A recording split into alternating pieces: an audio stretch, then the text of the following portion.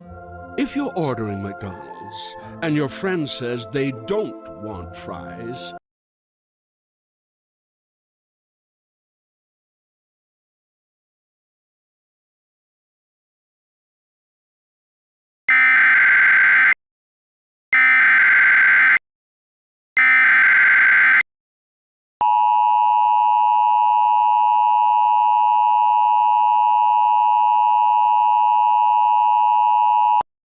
The following message is transmitted at the request of the New Mexico Emergency Management.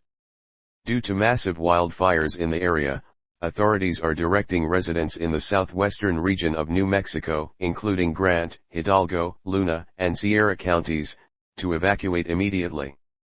The evacuation area includes all communities and homes within a 20-mile radius of the fire.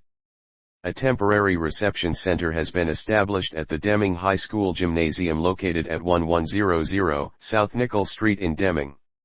Stay tuned to media sources such as local television, radio, and NOAA weather radio for further instructions and issuance of an all-clear message. Further information can be obtained by dialing 211.